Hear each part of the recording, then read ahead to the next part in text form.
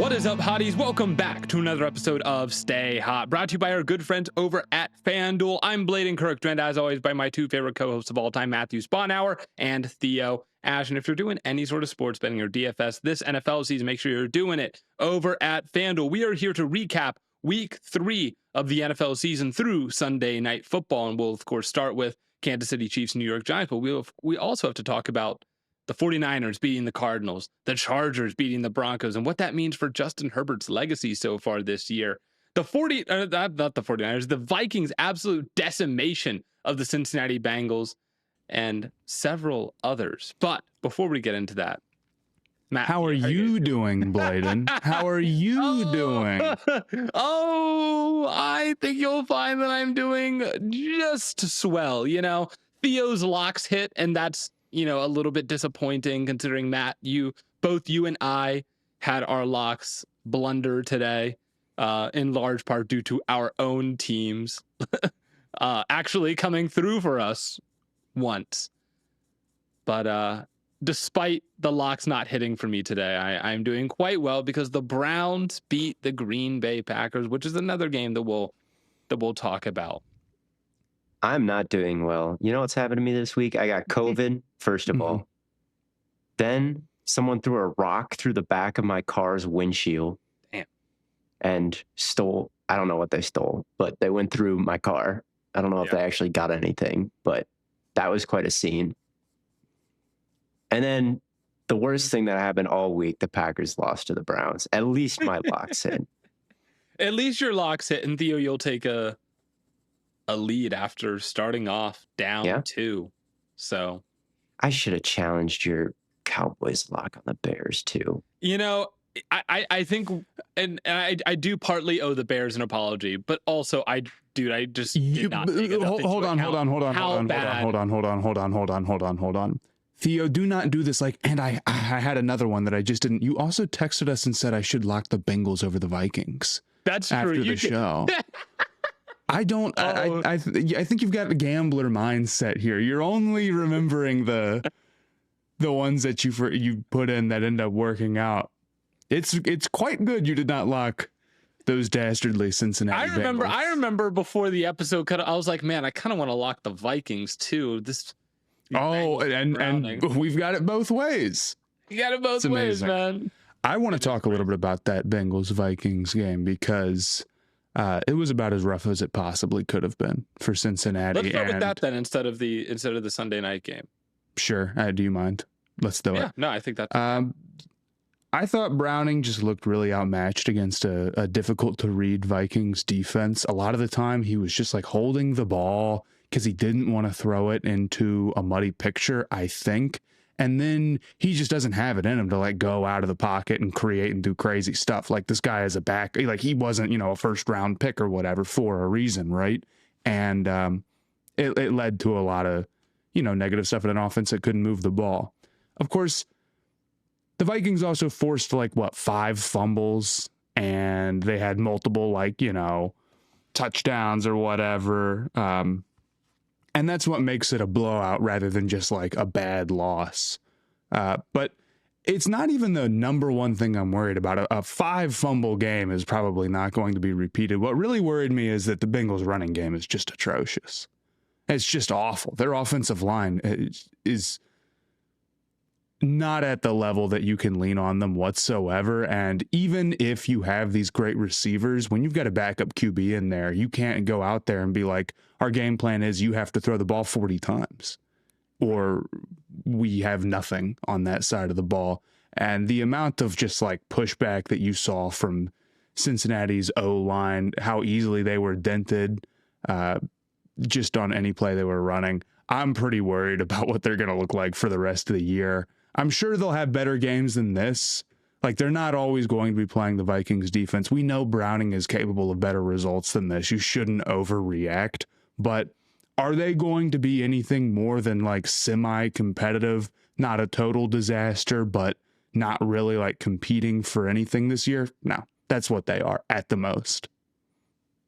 Browning was responsible for negative 32 points, according to EPA. Not good. Not good. Negative 31.9 to be exact. Jesus. This was not a good week. That sounds like pushing, a record. That has to be a record. This was not a good week to be pushing Browning agendas for me. No, it's a tough one. It's kind of a tough one.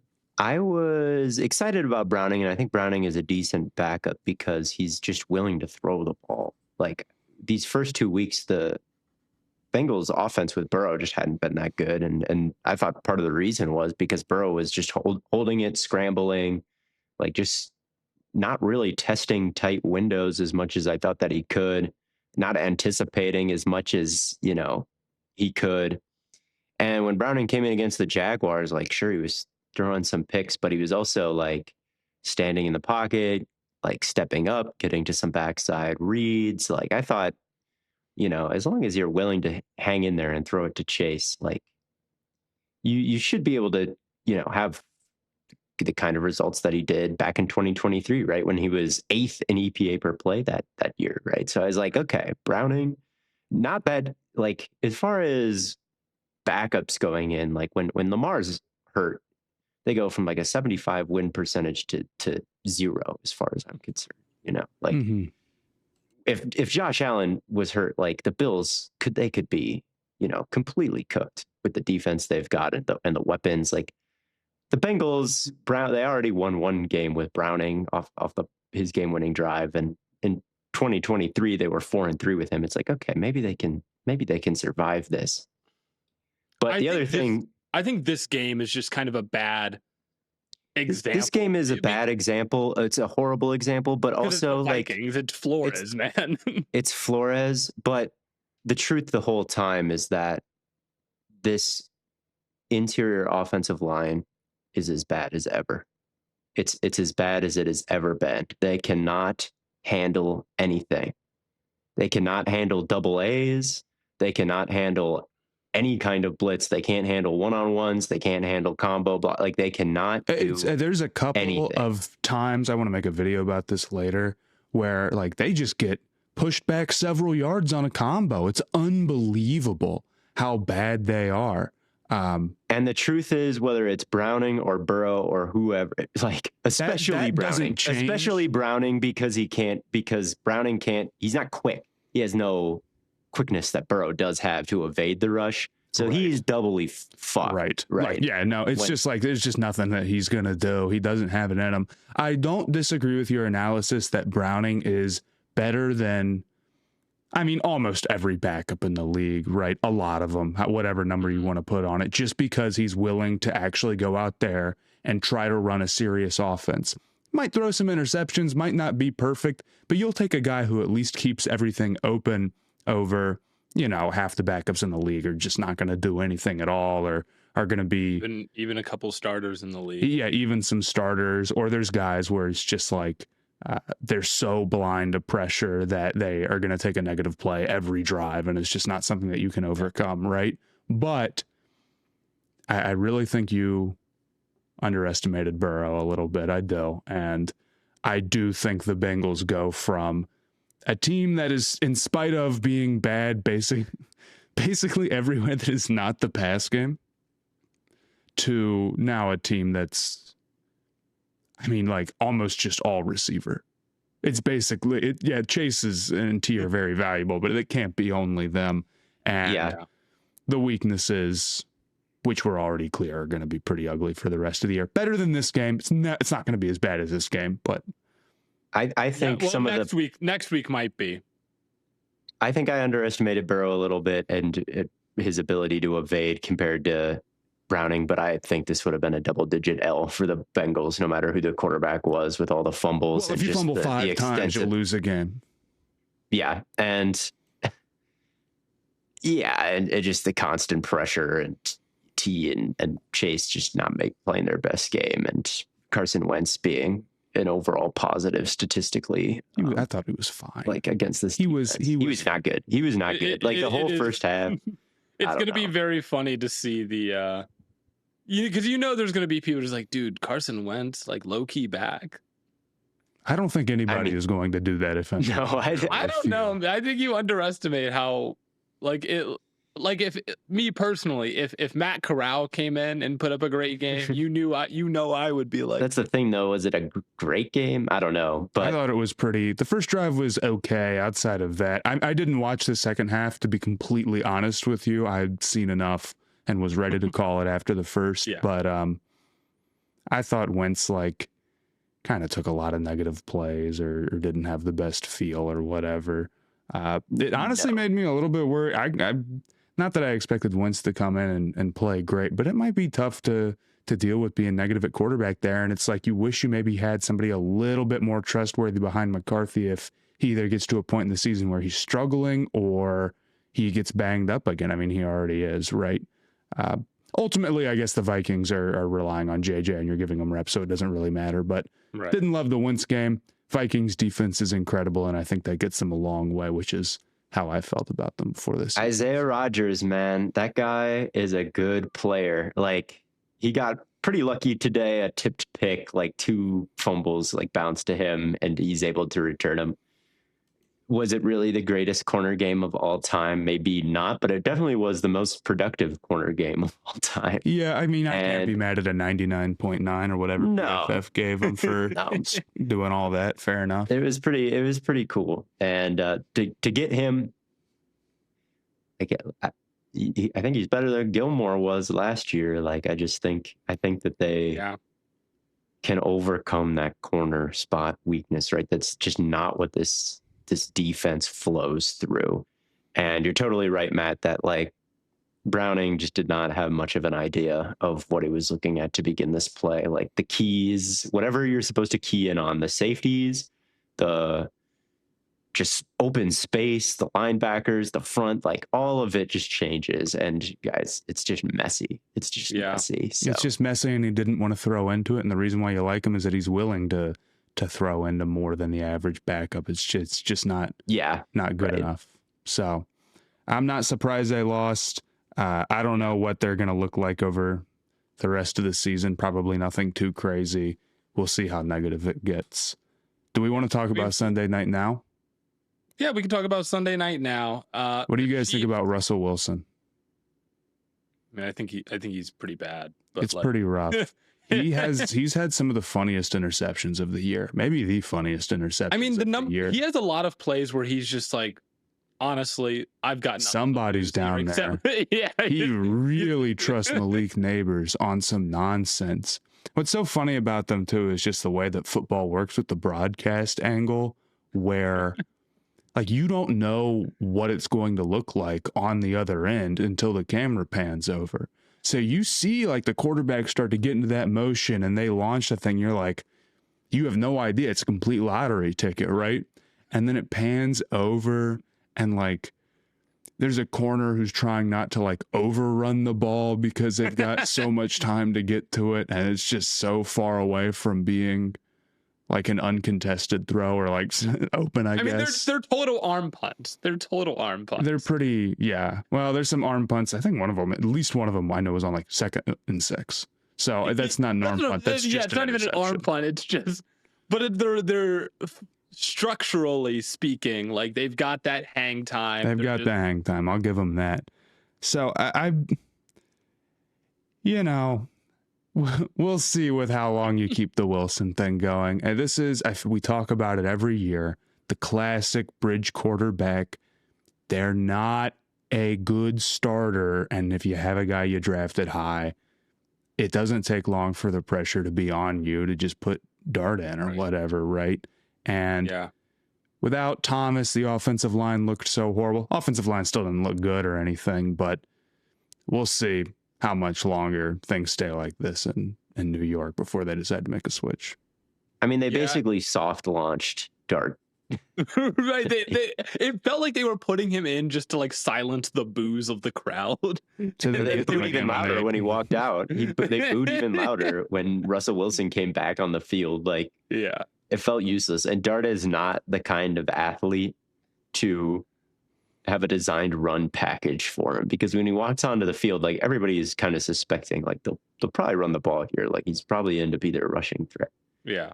But like Dart is a C rusher in an NFL regular season game. Like he's not He is not even Justin Fields, right? When the Steelers were doing that with Fields last year, and Fields wasn't necessarily efficient because everybody knew what was going on. Well, Fields is more than a C, right? Fields is.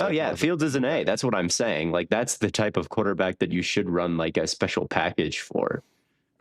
Jackson Dart is he's got some scrambling ability, right? Like, if he was the full-time starter, you'd want to run some maybe QB power with him, like as a changeup. But he's not pulling away from these NFL linebackers. He's not such fast. a special rushing talent where you're like, we have to get him in. Yeah, He can rip off some games. Milrow or something, right? Yeah, exactly. Where it's like, oh wow, we just got to get the ball in this guy's hands type of situation.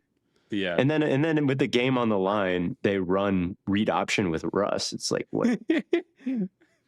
Russ was killing. Isn't that what you were bringing on? Like, his final throw on 4th and goal, also just like to nobody off the crossbar. That was the whole final drive from like what inside the 10. Every single throw that they attempted, it was just, well, I guess I'll get it out here, and it's just the stands or off the crossbar. Yeah, it's just bad. That was a very funny Giants game. Every deep shot that Russ threw, I want a cut up of all 6 of them, apparently, according to Next Gen stats.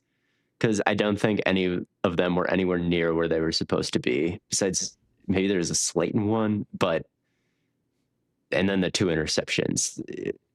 Next Gen stats is telling me that this was more split safety coverage from the Chiefs than in any other game this season. So they were just like putting a roof on Neighbors. And Russ is still like, all I can do is go deep. And no one is open down there. Hilarious. Dude. He went 0 for 6 with 2 interceptions on deep shots. Not good.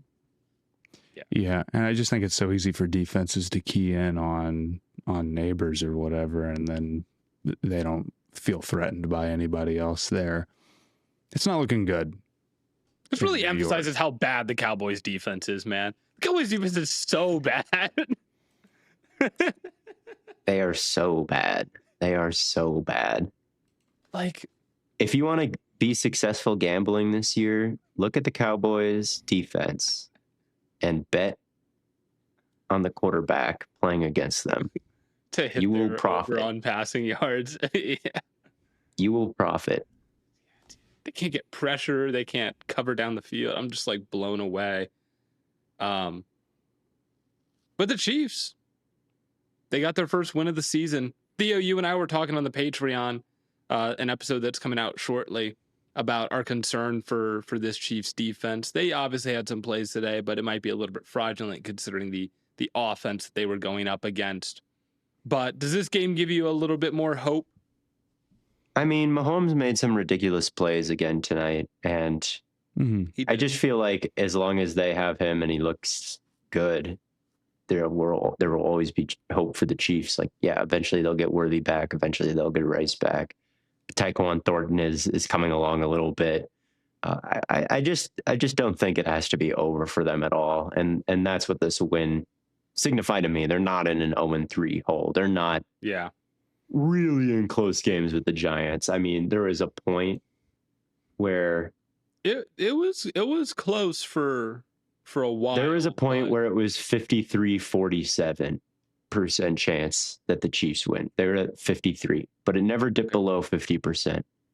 So for the most part, they controlled this game. For the most part, it was a 22-9 win, double digits. Like, I still think I haven't seen anything from the Chiefs that makes me totally ring any alarm bells. Like, are they disappointing as a collective whole?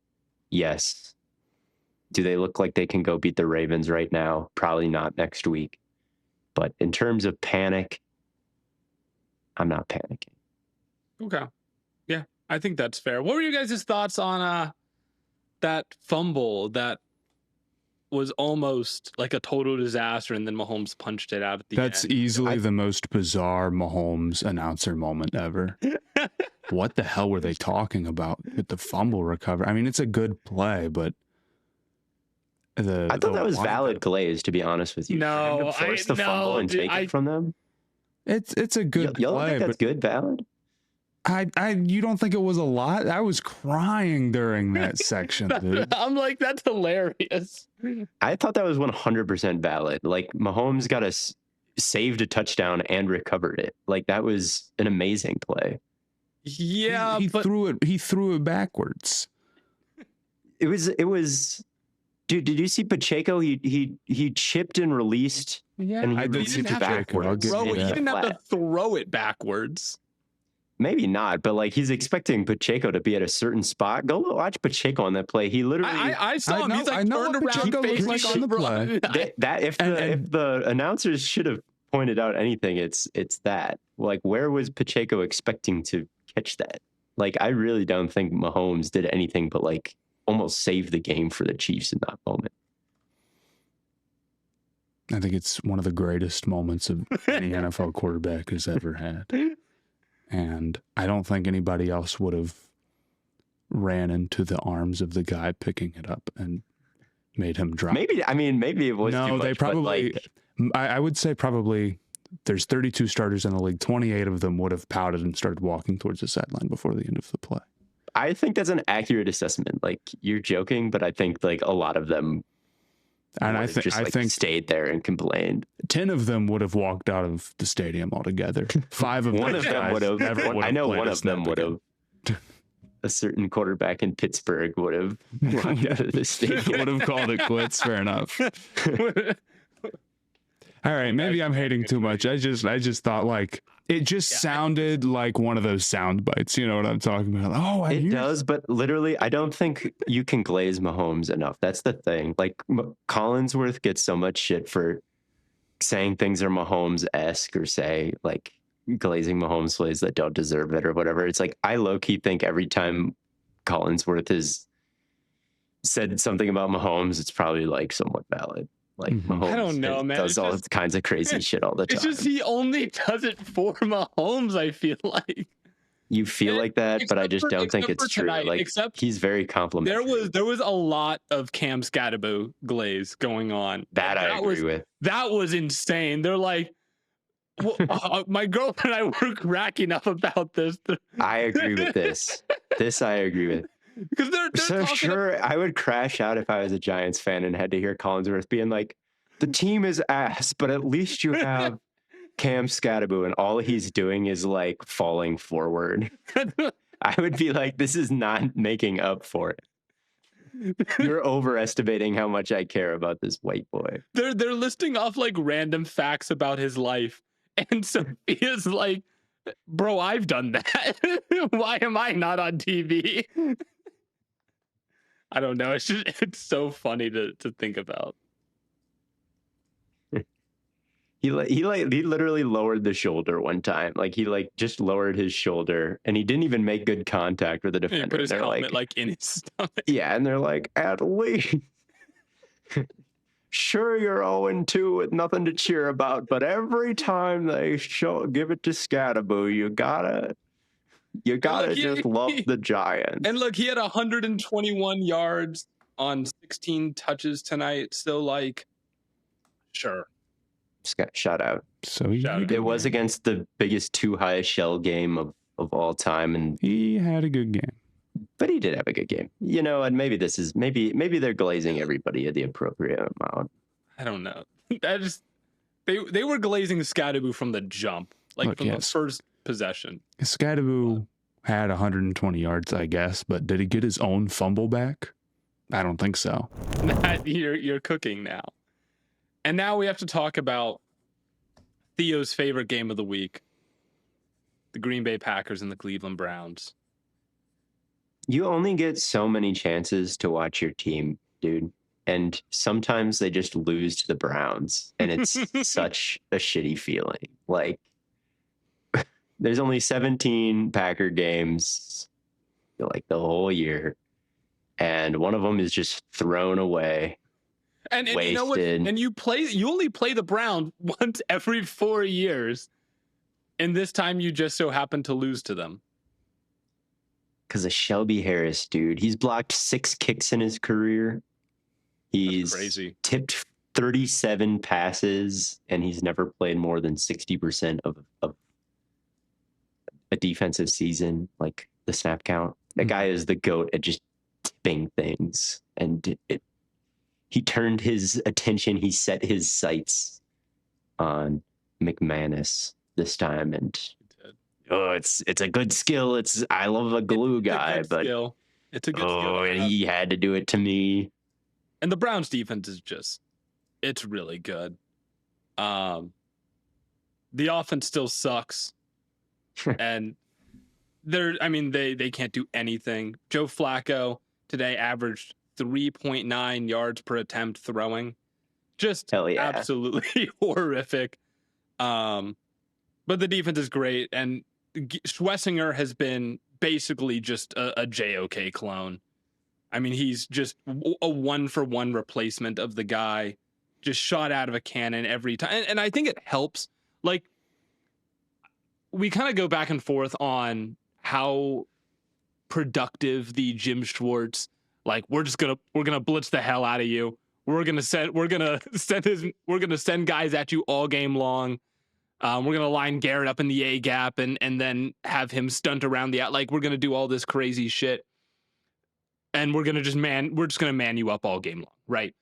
But I feel like in some cases, for at least the guys the Browns have, it does sort of maximize them.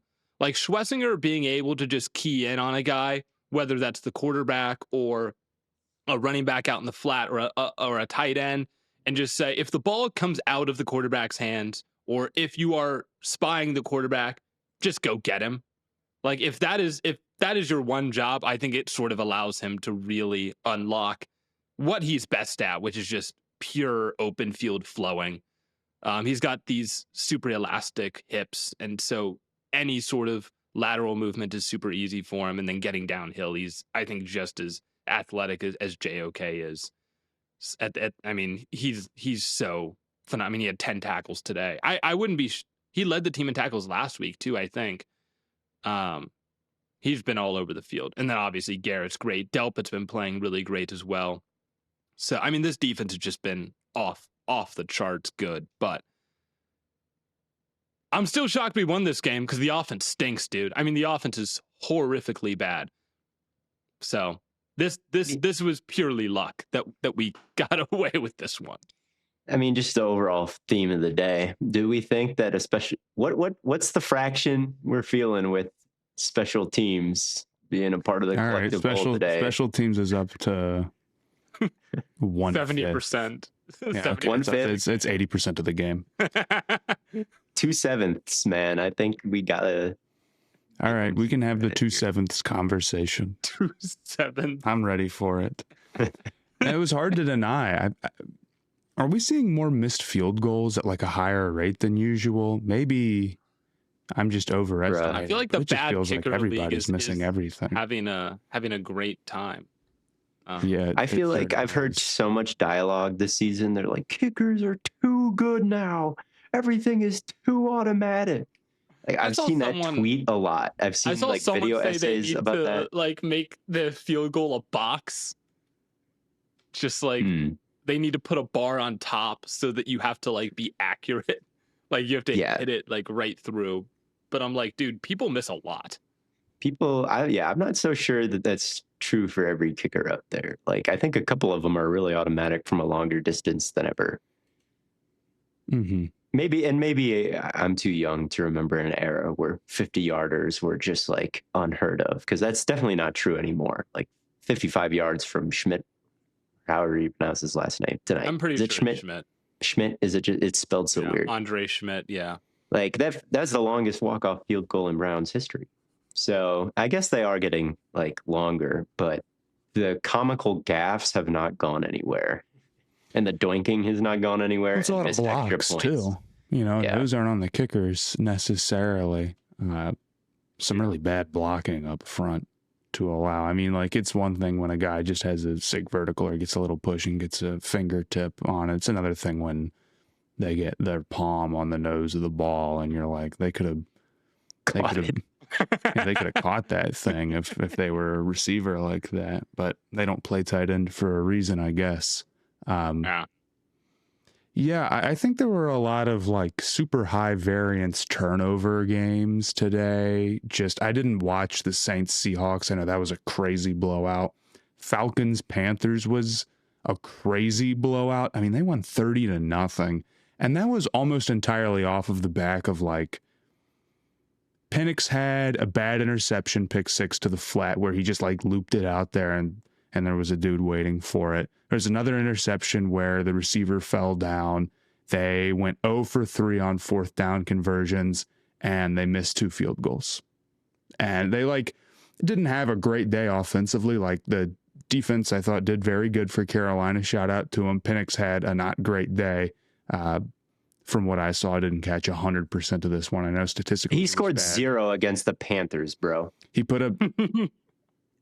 We can have the conversation. It's always bad to score 0 doing it up against the Panthers. Division rivalry games are tough. There is a conversation that he should be sent to Siberia. It's a rough one. It's a really, really rough one. Carolina is a little bit more of a get right game type of team more than anything. So yeah, doing this is definitely not acceptable. But like they still outgained the Panthers, and I think they were more efficient than the Panthers, both in the run game and the pass. I could be wrong. I'm saying more efficient outside of obviously the turnovers, but statistically, if you were to check the box score, you would not think that this would be a 30-0 blowout outside of just like basically all of the high leverage plays went against them outside of the muff punt for the Panthers. And then we had the Eagles. Was very close in like every regard.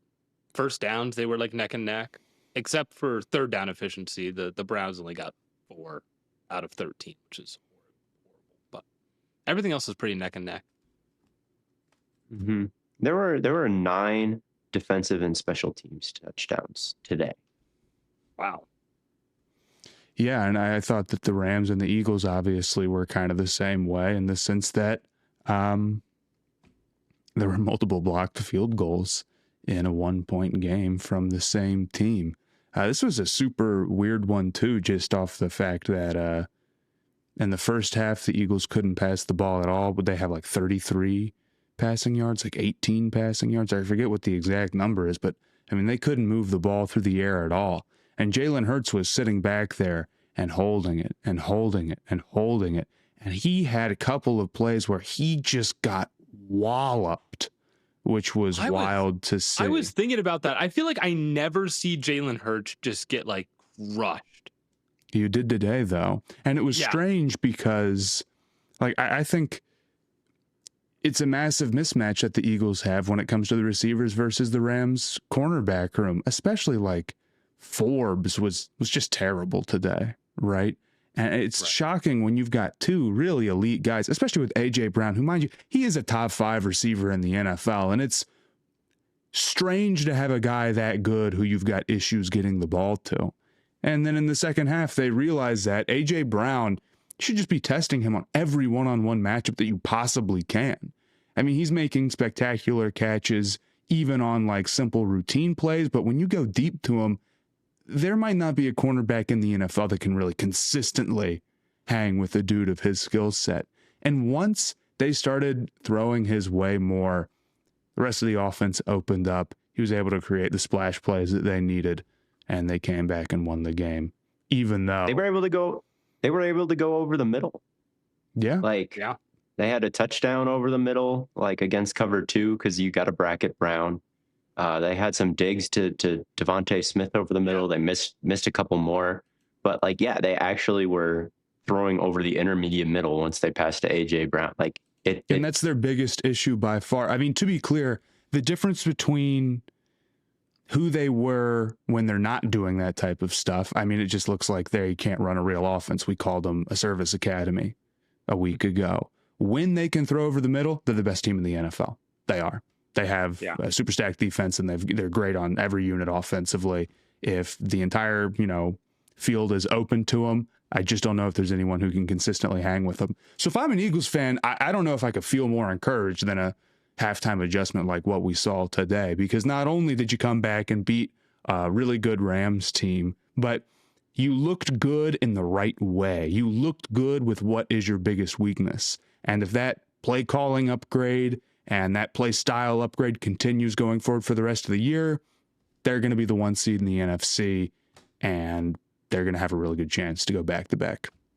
Yeah. I mean, I saw a lot of Eagles fans at halftime just straight up calling for Patullo. They're like, well, they should have. I mean, Patullo should be fired anyway. Like, I'm so serious. The first half of this game was just the worst offense that I've seen all year from anybody. Like, you had AJ Brown like not running routes, like just standing there off the line. You had routes in the same spot. You had like no chip help on your new right tackle, like right. without Lane Johnson. Like, I don't know if they had any chip help for him the entire game. It's like they just didn't even think about it. Like, our right tackle never needs chip help, so we're just never gonna. Like, I don't know what tag you make in the play call to send chip help that way, but it's very weird to watch because it's almost like they don't even use AJ Brown as a decoy on a lot of plays. It's just he's not involved. He's the X receiver. He's isolated, and then he's just running like a speed out. Right? Yeah, those are just ones you should throw to him. Like, he's not a decoy. Right, I mean, you should still throw those because he's gonna catch them. But like why are we not having vertical AJ Brown routes? Why are we not? I really didn't understand it the first few weeks, and yeah, like there was a play 3rd down where they rotated the coverage away from AJ Brown. Like, it was everybody else was being focused on, the entire coverage was sliding that way. AJ Brown isolated on a stop route. It's like 3rd and 8, and he's on the backside of the read, and Hurts looks at him first. This was again last week against the Chiefs. He looks at him first and then looks at the front side of the read last, and ends up like just throwing covered instead of just, again, trusting AJ Brown to win one-on-one. It's like, what is going on? Like, why would you ever turn that down? And this game shows, like, yeah, if he's one-on-one, throw him the ball. Like, he's one of the most valuable pieces in the entire sport. They average 15 points a game. When he misses the game for the Eagles, they average 15 a game. When he plays, they average 30. All right. So, like, the guy just completely tilts the field. You cannot have the Eagles offense without him. Like, he's as good of a wide receiver as Saquon is like a running back. Like, exactly. He is a build the offense around level guy. And it'd be like if they were running Saquon in a committee with like Shipley or AJ Dillon or something. It's like that. Right. Or if they just like never ran the ball, or they didn't never send Hurts on like if AJ Dillon got more if Hurts scrambled carries, 2 times a game, it'd be something like that. But even more so, I mean, there's maybe 10 offensive players, maybe 12 that are better than him, some number like that, if that. So I think more offenses than not would just completely build their game plan around him. And if the Eagles are going to be, this level, they've got to do it all the time. It's got to be all the time. You've got a lot of dudes, of course, but Brown is as good as any of them. Yeah. It's that simple. Going forward, it doesn't matter if they're poorly coordinated. It doesn't matter if the plays don't make sense. As long as you throw it to AJ Brown a little bit, like, you're probably going to be okay and can overcome that.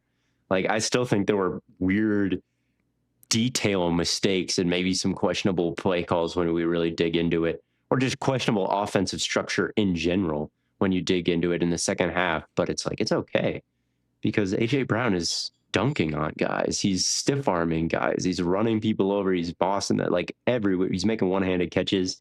Like, he's just a one-man army that adds on to your other one-man armies that you have. So yeah, it's really all they need to do to be super intimidating. I also thought this was a very strange game from a defensive play calling perspective from the Rams. I don't know if you guys picked up on that at all, but it seemed like there was kind of a level of disorganization with them in their coverages. I mean, the seam touchdown to the tight end, like, no one's even near it. Mm-hmm. I thought they dialed up a lot of like exotic blitzes, like from depth, overloading one side of the line and leaving the other side completely undefended. And it's like, I feel like they could have won this game if they just lined up and rushed 4 and left Verse on the new guy prior. Like, there wasn't enough of that. Like, just kind of overly complicating the game plan on themselves instead of just like keeping it simple, keeping it, basic with their fronts and just winning based on, matchups, which I thought they had the ability to do up front with lane out. So just strange, just some weird blitz, like pass rush fronts against a team like the Eagles. Just kind of strange to me. I felt like things looked like they were working pretty well in the first half, obviously. I mean, the Eagles weren't really accessing their full potential at that point. But it felt like once A.J. Brown really started to get involved in this offense, that's when things started to look confusing for the Rams. Like, it was like they weren't sure exactly how much space to give the receivers anymore. And that's why like I think about that dig route to Devonta Smith where he kind of gets shoved out wide a little bit and then comes back in, because I'm like, there is no one in this space at all. Like not even like there's not like anyone within like a 5 or 10 yard vicinity of him.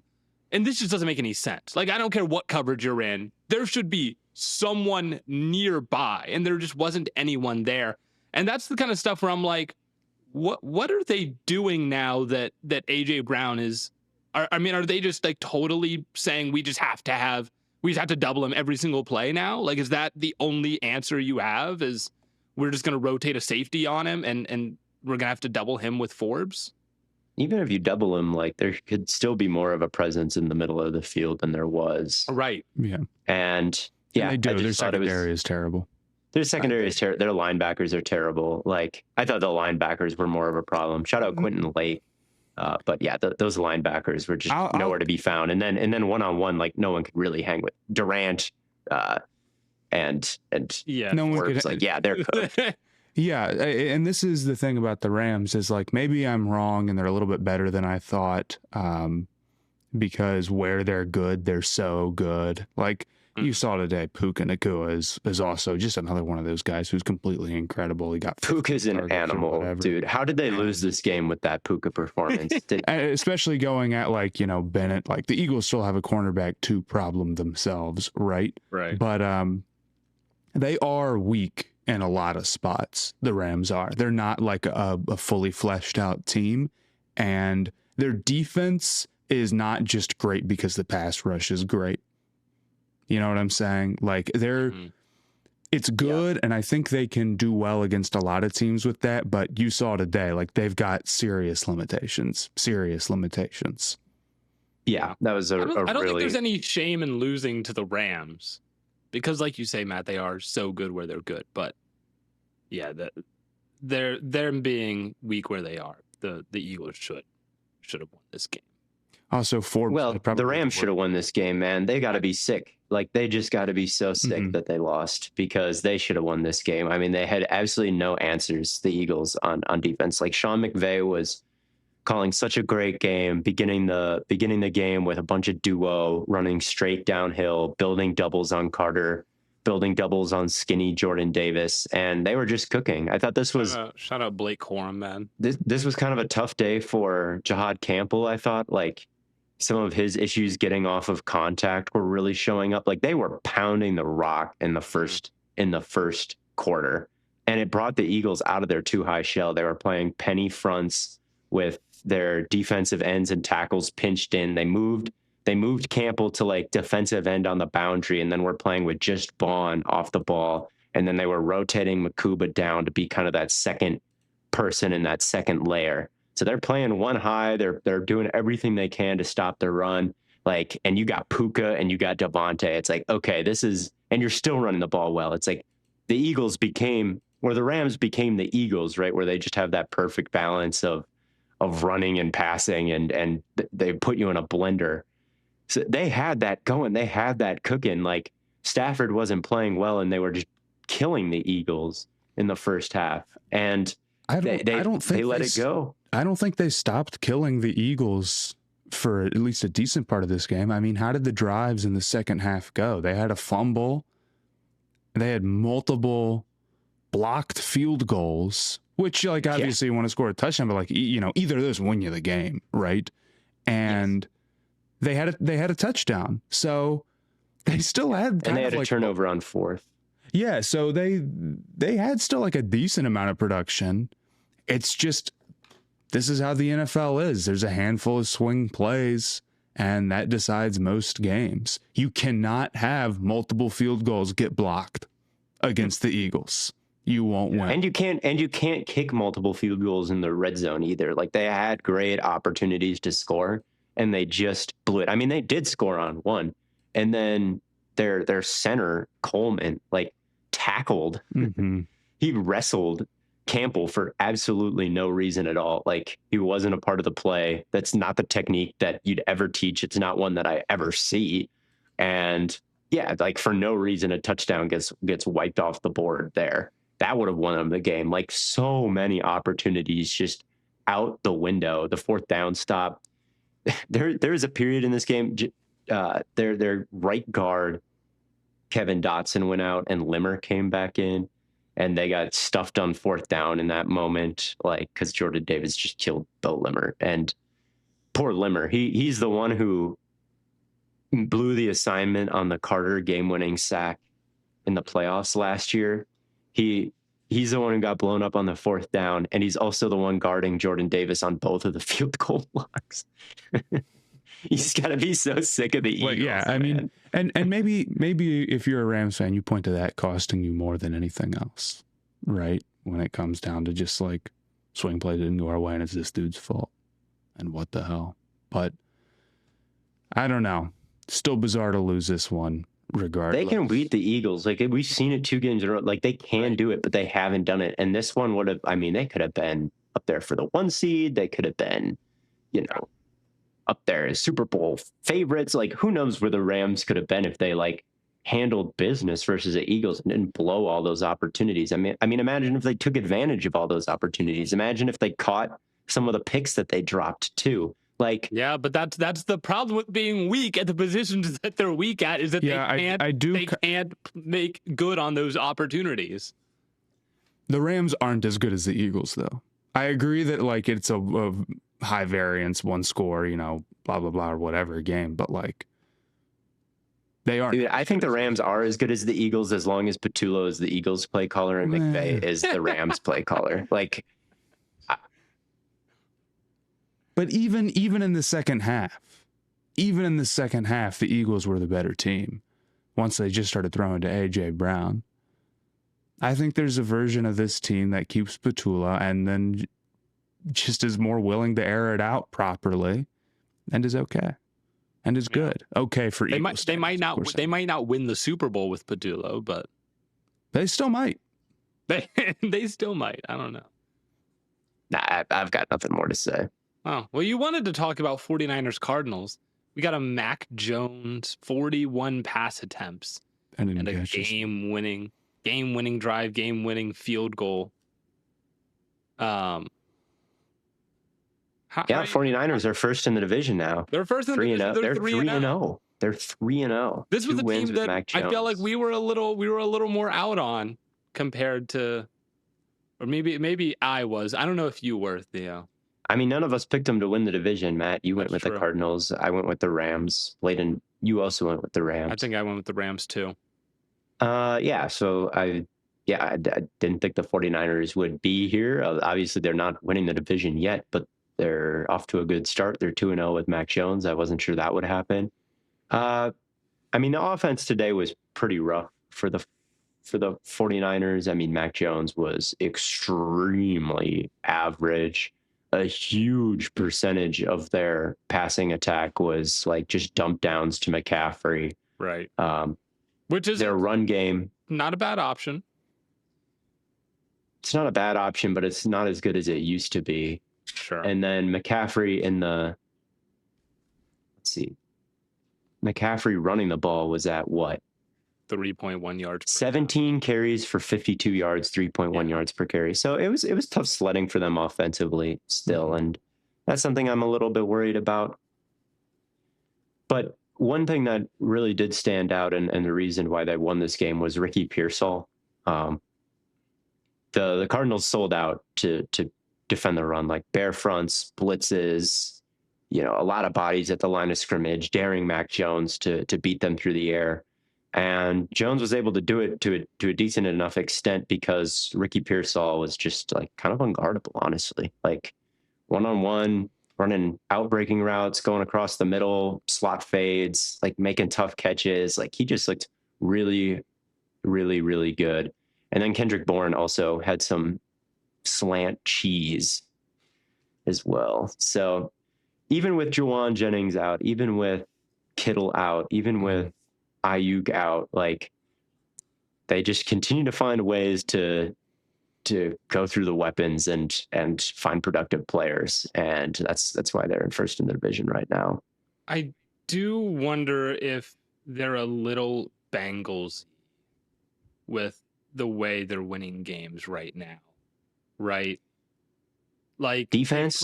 I'm just saying, like they've played Seattle, they've played the Saints, they've played the Cardinals. Like the Cardinals, I like James Conner got hurt out for the season in this game. So like beating a James Connerless Cardinals team. No.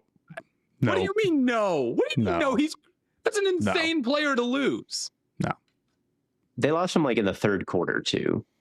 A quarter and a half. You're telling me that doesn't make a difference?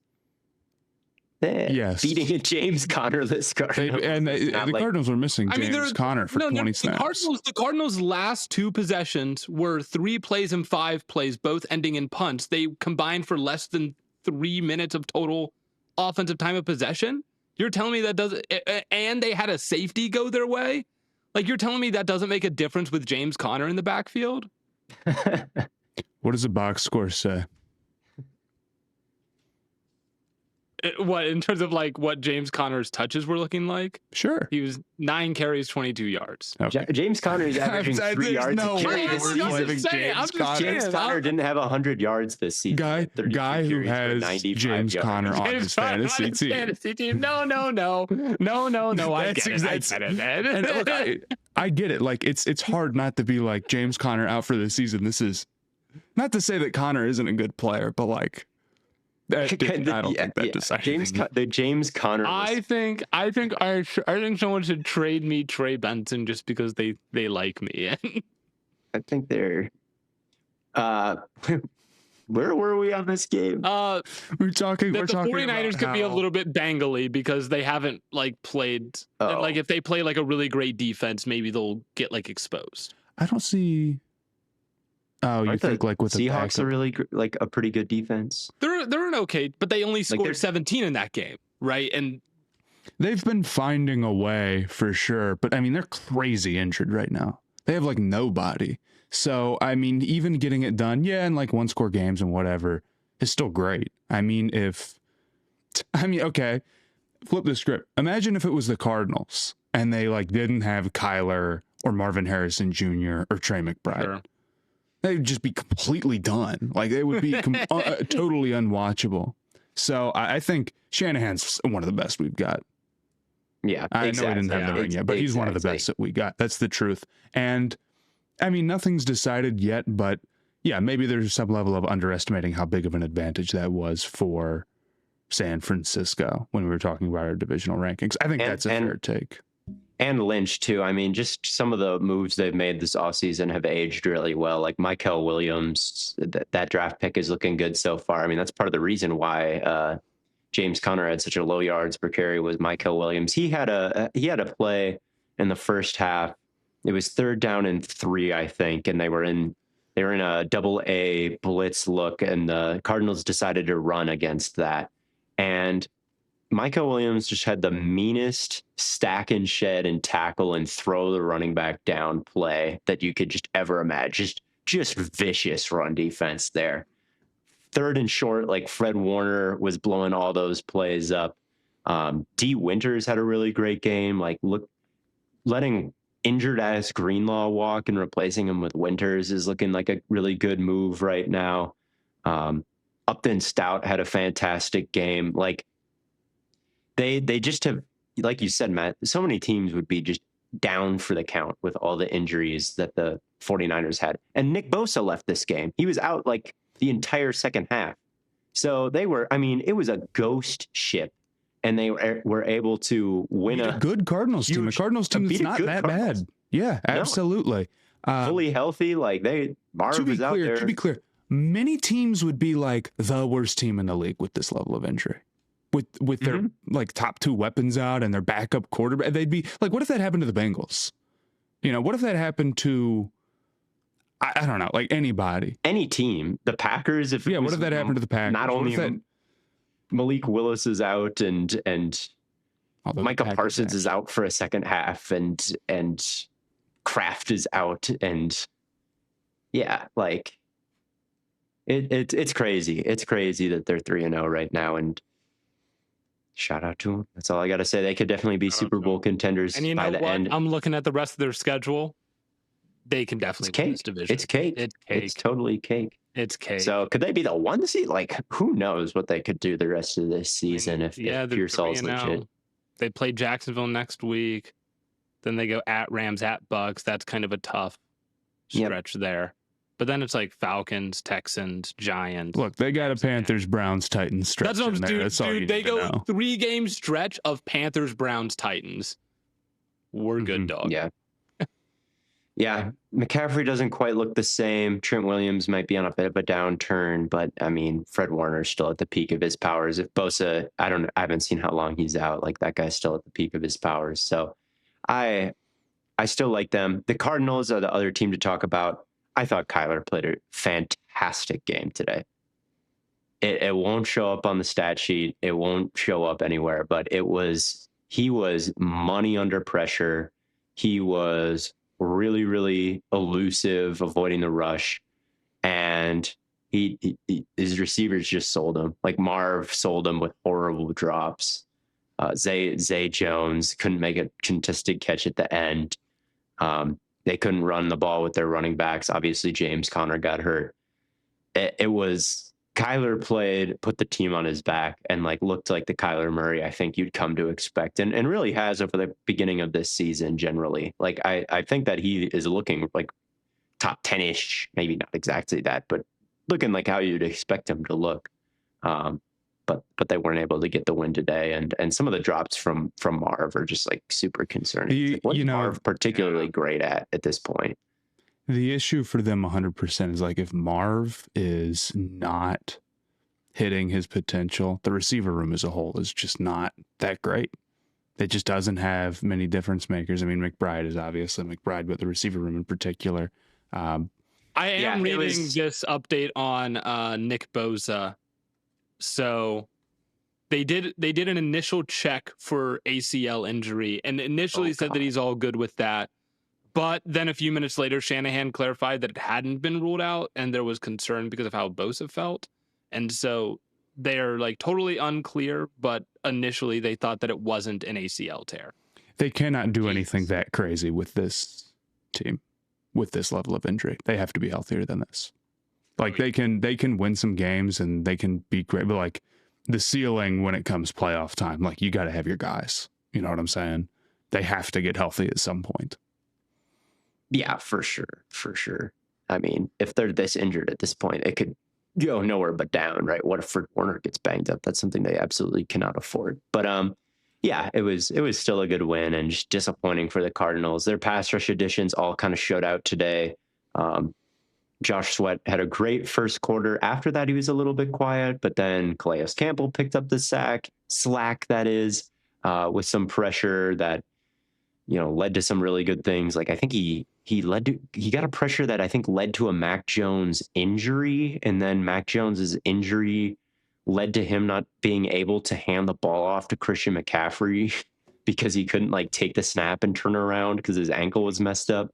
And then they got a stop on fourth down that way. So and then Calais Campbell had this pressure on the safety too. And then Dalvin Tomlinson also got a sack. So they were up front, like they're just looking way better. Like, they actually have some scary players now who can win. They were able to shut down the run game. Kyler played really well. Like, still things to like about the Cardinals, but man, the wide receivers being so underwhelming, and now James Conner is out. Like that's a lot to overcome all of a sudden.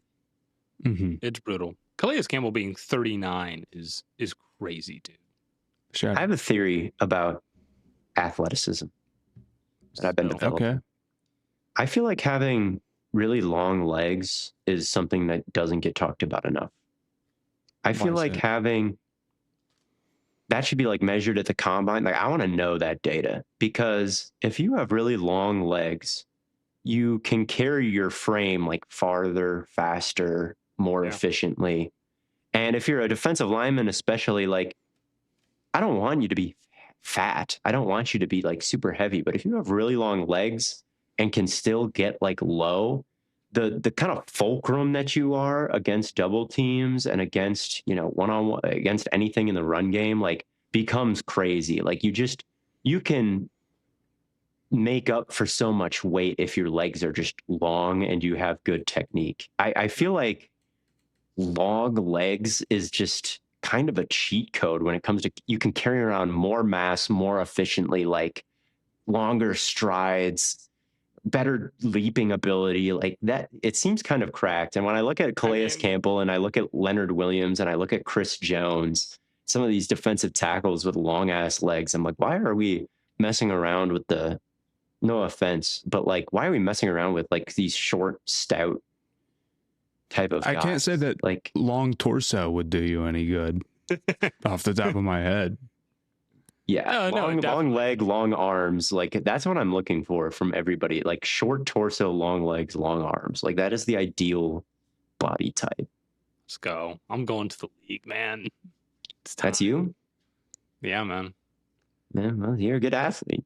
I've got, I wear like a 32, 34 in pants, but like I'm only 6'1". Like, Matt, what size pants do you wear? 32. 6'4", 6'5".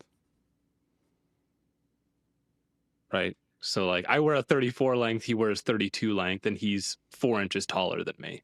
Yeah, and you're a good athlete. Long legs, man. I think it's like, this was a Leonard Williams take, first of all. I'm like, this guy, I was watching him compared to Byron Murphy, their other defensive tackle. Byron Murphy's like a pretty good defensive tackle, and he was a high draft pick and all that. But he just can't do half of what Leonard Williams can do, because Leonard Williams' legs are so freaking long compared to his. Like, I think about it. And Calais Campbell's good at 39. It's just because he's got long legs, and they've been carrying him all this time. I think if he had short legs, he's a long leg cheese, bro. He's a long leg merchant. He is. It's true. It's true. Well, I think one more game, Chargers Broncos. Really, I just have a question, because Justin Herbert through 3 games has now had, I mean, he's on pace for over 600 pass attempts this year and almost 5,000 passing yards, 32 or 34 touchdowns. How high up is he in your MVP race right now? 100% one. Like, if they're 3-0, there's a long way to go. But they're undefeated. I mean, if the season ended right now, we're looking at a guy who's undefeated, who has the highest success rate on dropbacks in the league, and is doing it with horrible offensive line play. I mean, they were getting lit up today. Jonathan Franklin Myers was Hulk against the interior, right? Like, this was really, really rough. He got sacked 4 or 5 times, something like that, but he's just slithering through the pressure, running over guys, through guys, like whatever he needs to do for 3 games. And yeah, just getting shit done. So no run game, highest pass rate in the league, 3-0. Yeah, we were talking about this on the page. Totally they are the number 1 passing EPA team in the league, and they are dead last in rushing EPA. I don't think that's true anymore. But probably not. For a time after the Chiefs game, that was definitely true. But still, I think, like, I mean, he is overcoming so much, and it's why you just need to be an athlete at the quarterback position these days. Like, if you're going to be making that percentage of the cap, if you are going to be making that percentage of the cap way more than Brady and Breeze and Roethlisberger and Rodgers ever made, right? The rosters around you are weaker than ever before. Like, that is just the truth of it. Yep. And if that's going to be the case, you're going to have to deal with more pressure. You're going to have to deal with worse receivers. And the only way to do that, the only possible way to do that is by making them miss.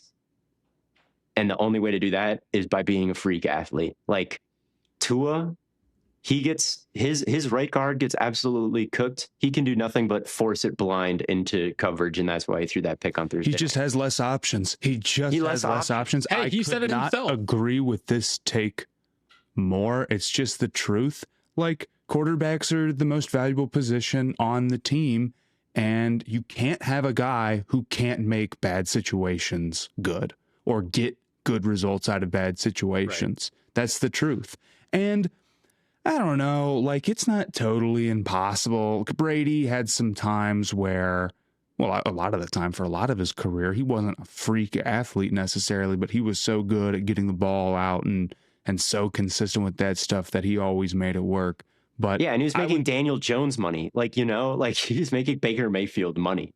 Like, he didn't need to put the team on his back because there was some terrible like weapon or they could pay other guys. They could get a defense. They could like their defense was great. They had Gronk. Edelman was a good player. Wes Welker was a really good player. Like, give me a dog shit roster. Who is a better offensive engine, Lamar Jackson or Tom Brady? Like, I'm taking Lamar 100%. If I have to give one of those guys 30% of the money, I'm taking Lamar. Like, I don't know what that means for the GOAT case or however you want to quantify that, but like Lamar, Josh Allen, Justin Herbert, Patrick Mahomes, like Joe Burrow are just, they're capable of if things other guys being aren't paid more and overcoming like more, I think, because they're just crazy athletes. Yeah.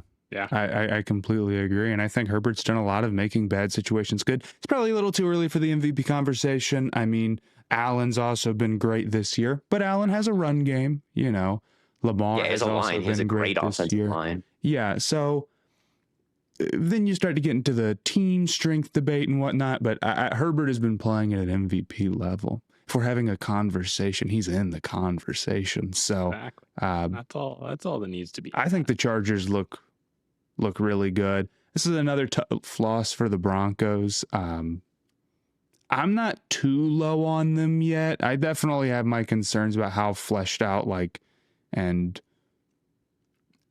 high level the offense will get. They missed a deep shot to Mims that was really killer, and they had deep shots. Yeah, they had some good stuff drawn up that were wide. It's like, dang. But even then, like, they easily could have won this game. And the game that they lost to the Colts, like, clearly Indianapolis has something going. And even then, it came down to the field goal game, right? So not as doomer, not as bad as 1 and 2 maybe makes it seem for them. But it's tough, and a tough division. It's tough to start 1 and 2. I guess the Chiefs have to. Right. But now you're 1 and 2, and the Chargers are 3-0, and you lost to them. Right. Yeah, Chargers are 3-0 with 3 division wins already. Oh, Raiders, Chiefs, Broncos knocked them all down. Be in, man. Yeah, it's hard to do much better than that in the first 3. I mean, yeah, you literally can't have a better start to a season than that. So it's all what their all up from playoff here probability is right now. The Chargers. Mm-hmm. Oh man, I mean, you're jinxing the hell out of Herbert looking stuff like that. No, we were talking about this on the Patreon too. This is feeling eerily like they're gonna go to the playoffs. They're gonna play like Jacksonville again, or some other team, and Herbert's gonna be playing great, and then all of a sudden they're gonna need a milk clock late in the third quarter, early in the fourth. They're not gonna be able to run the rock, and they're going to let a team claw back, and they're going to lose a playoff game again. That was really my take on them, that I won't feel differently about the Chargers until they are balanced. And that is true for them, even though they're 3-0. Like, I'm not sure that if this is truly a more formidable version of the team that we've seen, because the line is ass. There is no run game.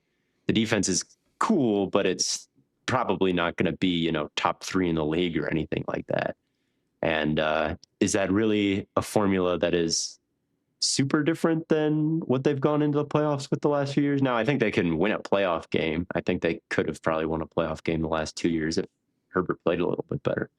But yeah, are they truly a more intimidating team this time around, or are the Chiefs just worse? Like, maybe, but I mean, I think by the end of the year we could be saying this is a top 3 defense.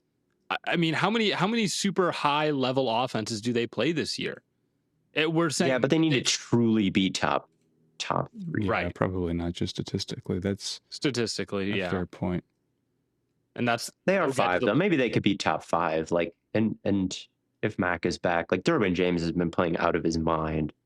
Mm-hmm. Still has been playing out of his mind. Mac was playing out of his mind, and he's coming back eventually. So maybe saying they're like, oh, there's no way they're top 3. Like that's probably a little bit too harsh, actually. So maybe I think they have a very good defense and they have a very good passing game. I'm worried about the rushing game and maybe some of the tendencies of certain play callers and coaches to lean on that run game at an inopportune time. I think that's a good call out for potential bad script for a good team.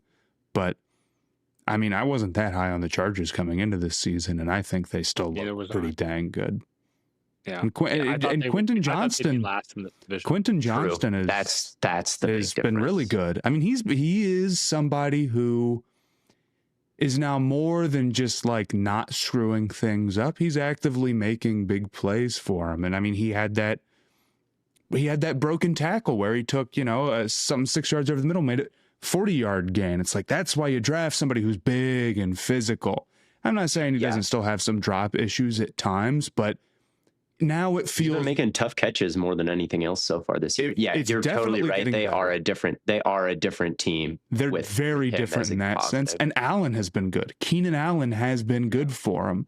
So like mentally you're like, okay, well, what's it? Well, the difference is that the receiver room has turned out to be very, very good. The rushing game probably will not be great this year. We'll see how Hampton comes along. From what I caught of this one, I wasn't crazy impression. I know he wasn't very efficient, not all his fault, but a disappointment when you invest a first round pick and it maybe doesn't make a big dent right away. But and then Najee got hurt in this one, didn't he? Yeah, he tore his Achilles, non-contact. I didn't know that was confirmed. That was an instant. You could tell he stepped forward to run the play action from under center, and immediately he went down, and you could see the shake. Yeah, it's Achilles. You could tell right away. But I think that just about does it for this episode of Stay Hot. A little bit shorter for a weekly recap episode, I feel like, but I'm sure you all will forgive us with the Patreon episodes we've got coming up. I know Matt just put out his NBA one with Theo, and I'm sure that one's a banger. And then Theo and I have got some stuff coming up talking about the big 3 of the AFC and the defenses and how much concern to have on those teams. But if you're not on the Patreon, then I guess we will see you on our next episode, which will come out Thursday morning. And until then, as always, from your favorite fellas here at Stay Hot, we will catch you on the flippity flop.